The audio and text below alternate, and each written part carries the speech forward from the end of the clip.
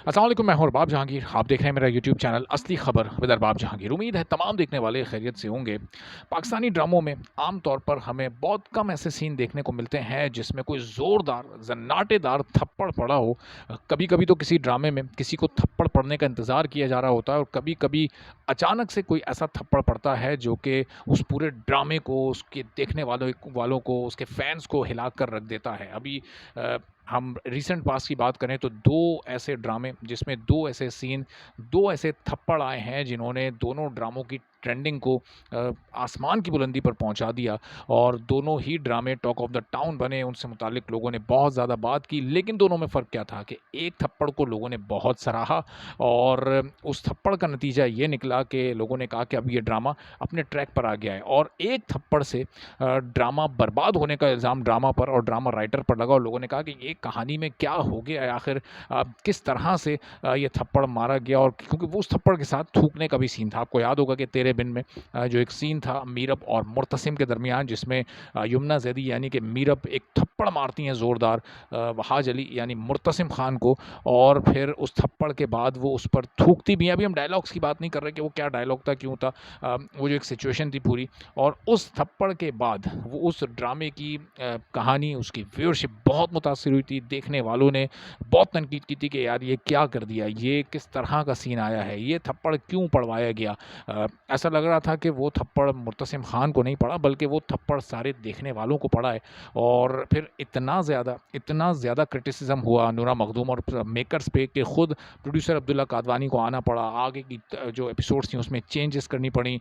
तो वो पूरा एक सीन क्रिएट हुआ। और एक थप्पड़ रिसेंटली जो बेबी बाजी चूँकि रोज़ाना की बुनियाद पर आता है, तो पिछले दिनों जो थप्पड़ उसमें पड़ा है, कैरेक्टर जमाल ने जो थप्पड़ अपनी बीवी अज़रा को मारा, उस थप्पड़ का इंतज़ार लोग कर रहे थे।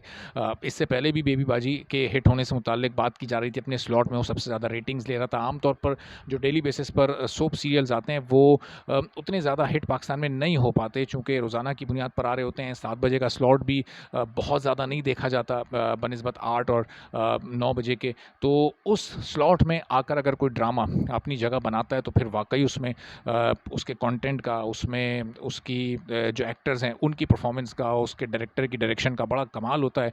तो ये जो थप्पड़ गुज़िश्ता किस्तों में पड़ा है अज़रा के किरदार को यानी जवेरिया सऊद को, तो इस थप्पड़ के बाद अब इस ड्रामे की जो कहानी है, इससे पहले इसमें बहुत एक इंटेंस माहौल, बहुत एक सैड स्टोरी, बहुत ही एक लोग इसको देख तो रहे थे, बहुत सारे लोग इस कहानी से रिलेट भी कर रहे थे, लोगों को मज़ा भी आ रहा था। लेकिन साथ-साथ लोग ये चाह रहे थे कि अब थोड़ा-सा पॉज़िटिविटी की तरफ ड्रामा जाए। बहुत ज़्यादा अब ये नेगेटिव फ़ील में जा रहा है और चूँकि अब इसमें लोग आहिस्ता-आहिस्ता मरना भी शुरू हो गए हैं, तो इसमें मज़ीद अमवात नहीं होनी चाहिए, बल्कि अब ड्रामे को राह रास्त पर आना चाहिए। जो इसके नेगेटिव किरदार हैं, अब उनको आहिस्ता-आहिस्ता अपने अंजाम की तरफ लेकर जाएँ। तो बहरहाल उसकी इब्तिदा हुई और पिछली एपिसोड में जब लोगों ने ये थप्पड़ पड़ते देखा तो लोगों को बड़ा इत्मीनान मिला।